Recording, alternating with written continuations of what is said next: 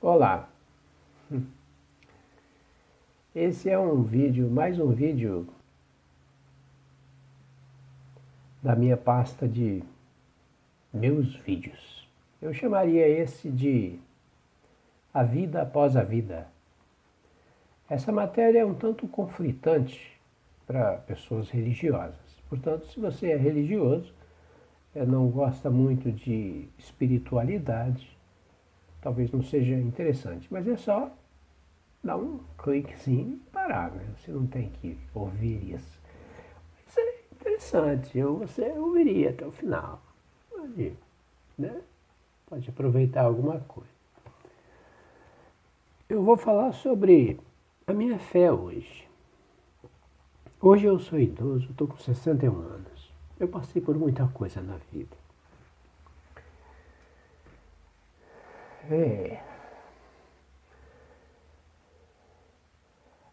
O que eu vou falar é sobre o que eu encontrei mais justo, mais lógico, que faz mais sentido em toda a minha busca espiritual.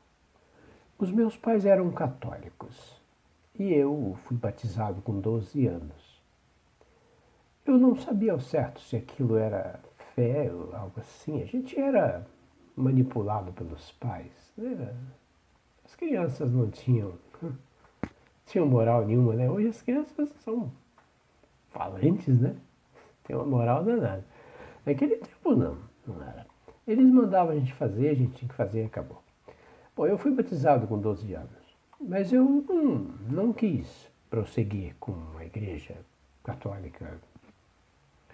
Eu me tornei um moleque inquieto, imperativo, eu diria um caçador, caçador espiritual.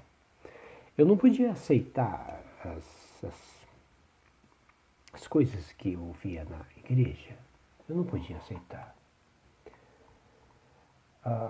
O que estava escrito na Bíblia e o que a religião defende, porque a religião é toda embasada na Bíblia, eu não podia aceitar na íntegra. Alguma coisa tinha que ser diferente daquilo ali. É importante lembrar que a Bíblia não foi escrita por Deus, né? Dizem que ela foi inspirada por Deus, sabe-se lá, né? Você vai entender daqui a pouco por que eu não acho que ela foi inspirada. Mas Deus nunca escreveu nada, nem Jesus nunca escreveu nada. Quem escreveram foram os homens depois de Jesus, depois de Cristo, e antes também no Velho Testamento. Então, havia ali todo aquele amontoado de pergaminhos, de escritos, né? Ali aquela confusão, um pouco aqui, um pouco ali. E no ano de 325, Constantino, um imperador, um político, me resolve convocar os religiosos, os cristãos, né, da época, e todos os outros religiosos, todas as outras opiniões, porque os cristãos estavam em guerra constante com outras nações, né? E Constantino, sendo ele um homem pragmático, que gostava de fazer conciliações, né? Ele faz um acordão, ele convoca um concílio, que foi chamado Concílio de Nicéia, no ano de 325 depois de Cristo, para que houvesse um acordo e acabasse a guerra, né? E foi ali que eles ajuntaram todos os livros, todos os pergaminhos que existiam, os evangelhos e as histórias, né?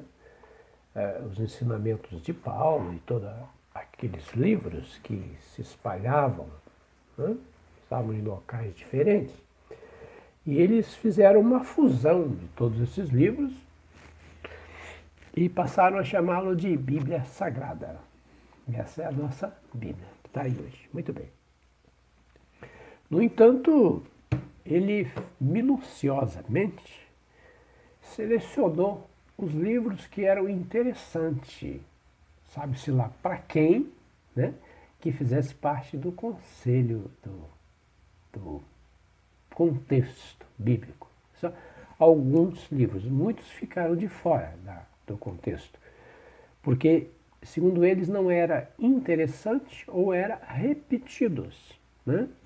Hoje se fez descobertas de pergaminhos que são bem relevantes e que eles chegam a ter altas contradições com os evangelhos da Bíblia, né? Como o evangelho segundo Judas, segundo Felipe, segundo Maria Madalena.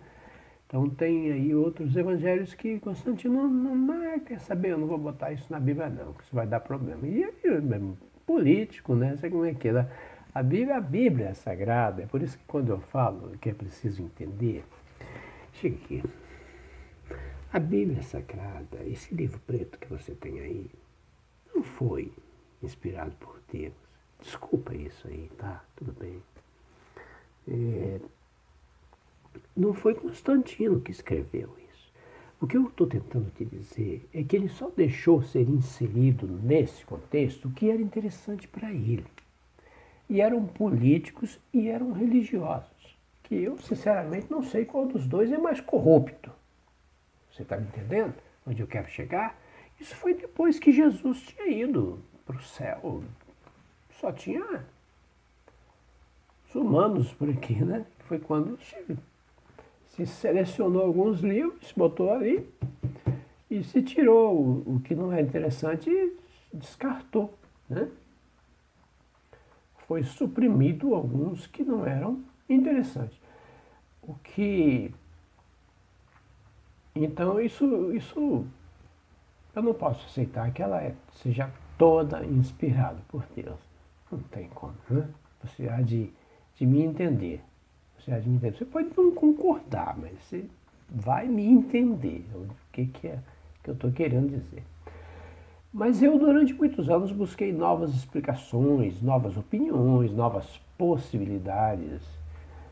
E eu sempre tentei achar alguma coisa que fosse realmente sólida, que fosse realmente clara, sem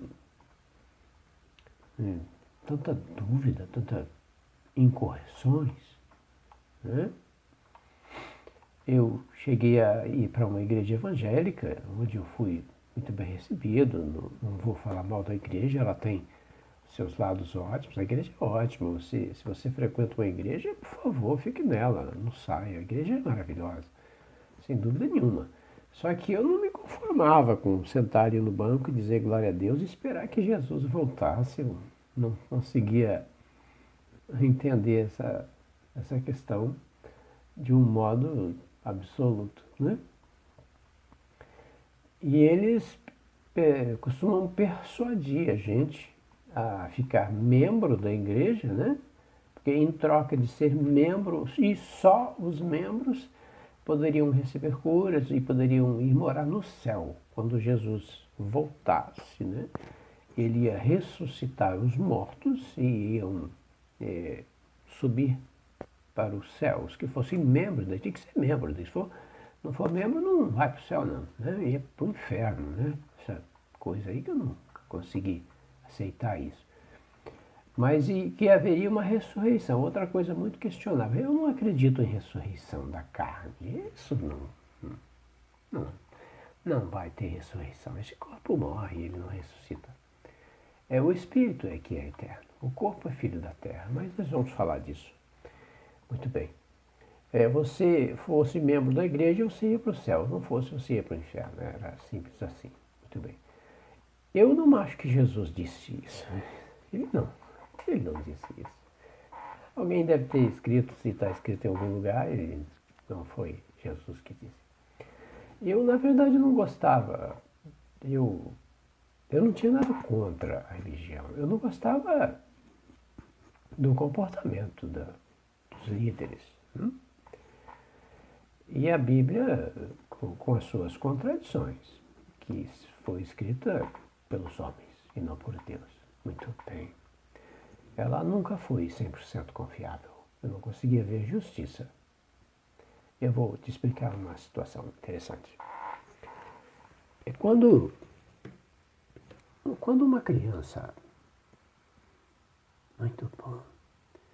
Se uma criança nasce e ela morre com 6 meses ou 1 ano, você cristão acredita que ela vai morar no céu, certo? Oh, claro, ela não pecou, não teve pecado nenhum, ela vai para o céu, certamente, claro. É lógico. Muito bem. Parece que Deus gosta muito de mim, né? Porque ele não me matou com 1 ano.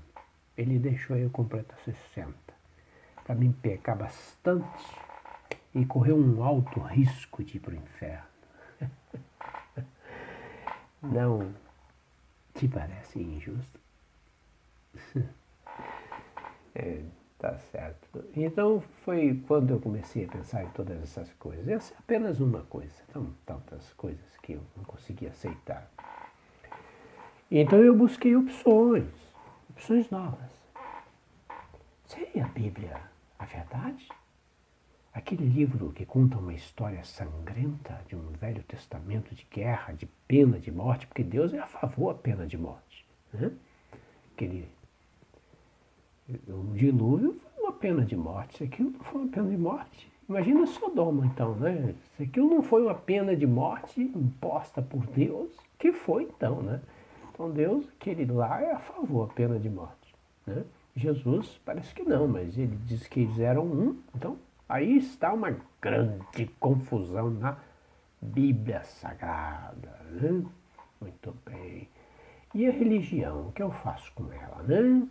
Então eu comecei a questionar, não Deus, mas a fé, a religiosidade, essa coisa comercial da religião, essa coisa de insistir que a Bíblia é toda inspirada por Deus. Eu nunca. E Deus parecia ter nos abandonado, por mais que algumas pessoas são extremamente fiéis, ele parece que deu fora, não estava muito preocupado com a gente. Isso não podia dar certo. O filho do Altíssimo, ele não pode compactuar com essas coisas. Eu não acredito que ele aceite isso. E diziam que iria voltar e levar o seu povo para o céu, e já faz 2000 anos. Eu acho que ele não disse isso. Isso alguém escreveu por lá. Se ele voltou por acaso e se ele...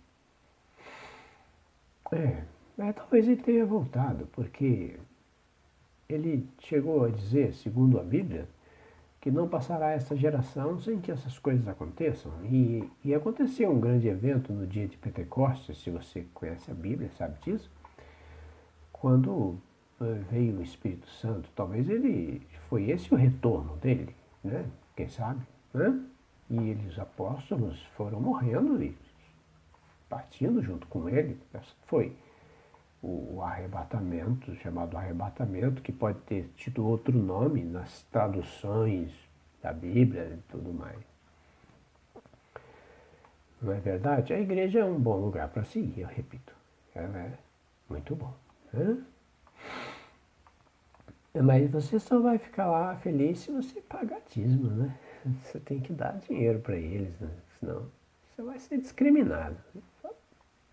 Não é todas. Tem algumas igrejas que não cobram, mas é raro, a maioria cobra, né? E diga-se de passagem, o dízimo era uma ordenança dos judeus, né? Era um mandamento para os judeus, não era um mandamento para o tempo da graça. Quando Jesus morreu na cruz, que ele disse está consumado, estava consumado todas as ordenanças. Daí para frente é viver tempo da graça, não era mais tempo da lei, né? As pessoas podem dizer que Jesus aprovou o dízimo, sim, claro, porque durante a vida dele na terra, ele cumpriu os mandamentos. Ele diz, convém cumprir toda a lei. A graça deu-se início com a morte dele. Né? Quando ele disse, está consumado, foi quando o véu do templo se rasgou. Foi aí que acabou a lei. Foi com a morte dele, não foi com o nascimento. As pessoas confundem essa coisa aí. Por isso, durante a vida dele, ele aprovou sim o dízimo, porque ele viveu o tempo da lei. Né? Depois de sua morte é que se deu início à graça. Bom, isso é bíblico. Né? Eu que que inventei. Se você acredita na Bíblia, você acredita nisso. Muito bem.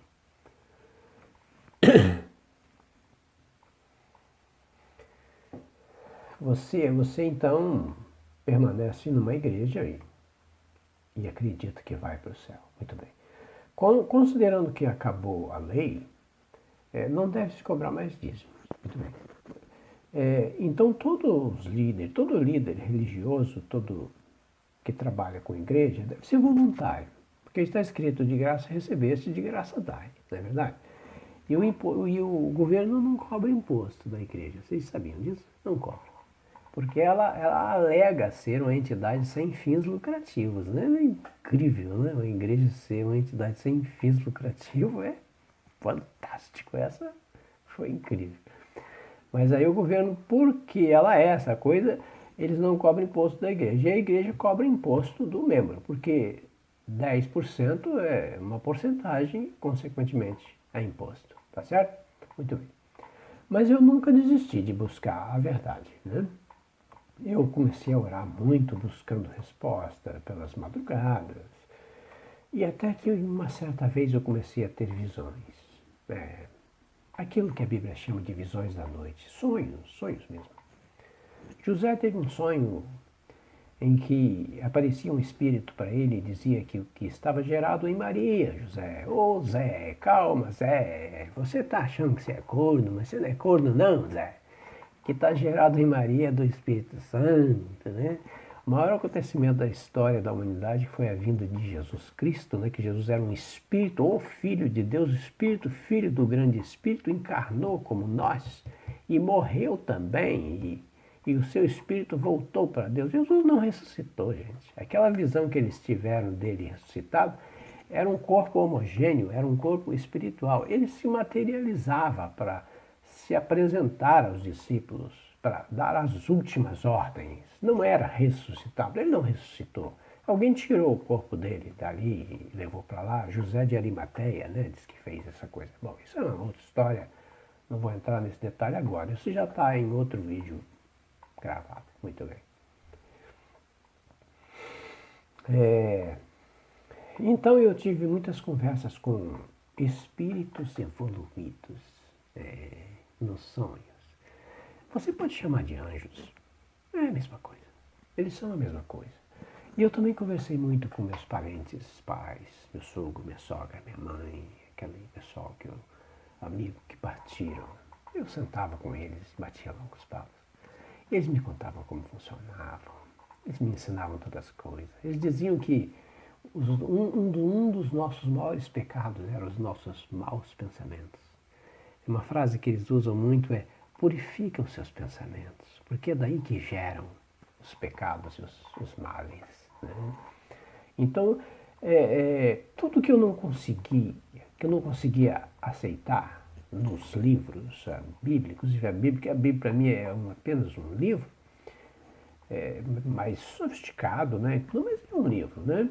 O que eu não conseguia aceitar ali, eles me explicavam de forma tão clara e simples que não havia como duvidar.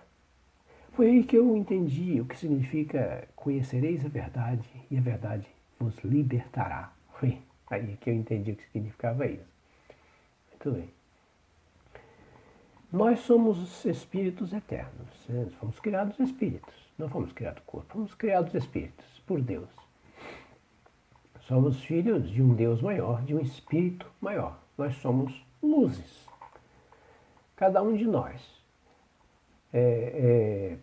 E para evoluir, e essa é a meta de todo espírito, ele tem que evoluir, é uma consequência, nós temos que passar pelo plano terrestre, certo? Para ser purificado. É como um jovem que tem que passar pela escola, pela faculdade, e quanto mais ele estuda, mais ele evolui, não é verdade? Para se tornar doutor e assim por diante. Então, quanto mais nós também nos empenhamos aqui na Terra, aqui é a nossa escola, né? Nós somos espíritos, é exatamente assim como os alunos, né? Nós encarnamos e passamos por um curso, né? Passamos por uma escola, às vezes dolorosa, às vezes nem tanto, e depois voltamos para casa com o nosso diploma, de vencedor. Né? O corpo não ressuscita, ele não vai para o céu, não tem lugar para corpo no céu. Né? O lugar de corpo é na terra, gente. Então o corpo é terra, ele volta para a terra, isso é fato, ele não ressuscita. Não há possibilidade disso. Lá no céu é outra dimensão, não tem possibilidade desse corpo entrar lá. Você está me entendendo? Ele é filho da terra e ele volta para a terra. Ele não ressuscita nunca. O espírito que é filho de Deus, ele é eterno espírito e volta para Deus. Ele não morre nunca, como o corpo não ressuscita nunca, esse corpo, o espírito não morre nunca.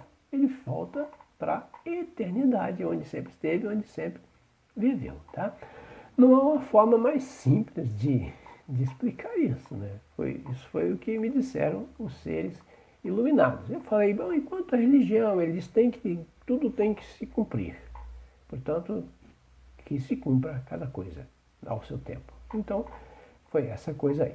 Essa foi a explicação que me deram os irmãos que habitam os planos superiores, celestiais. Não haverá um arrebatamento por Jesus. Não haverá um inferno para quem não estiver na igreja. Oh, meu Deus. Não tenha medo da morte. Ela é sua vitória. Ela é sua viagem para casa. É uma promoção para você no reino espiritual. Não chore, não se lamente quando alguém morre. Eles estão vivos. Os seus parentes estão tudo lá, aquelas pessoas que você gostava muito que morreram. Eles estão tudo lá te esperando para te dar um abraço. Numa eternidade. Que glorioso, isso é confortante. Foi quando eu me encontrei, de fato. É a única coisa que fez todo sentido para mim. É lógico que cada um vai para um plano um pouco diferente. Não existe um plano, um céu e um inferno, como diz a religião. Só existem dois lugares, inferno e céu. Não, isso é besteira, gente. Tem dimensões, milhares, de acordo com a evolução de cada um. E você reencarna outra vez, se você tiver que evoluir mais, cada vez mais, até chegar a uma purificação suprema, né? Que já chegou a muitos espíritos. Muito bem. De acordo com o seu comportamento na Terra, você ganha a sua evolução. Então, gente, você é um espírito, é eterno. Você está temporariamente habitando um corpo e volta a ser espírito depois. Morte é para o corpo. Entenda isso e relaxa. Não tenha medo da morte. Ela é uma bênção. Ok? Foi muito legal falar com você. Obrigado por me suportar 23 minutos. Não é fácil, ok? Fiquem com Deus. Muita paz. Tchau, tchau.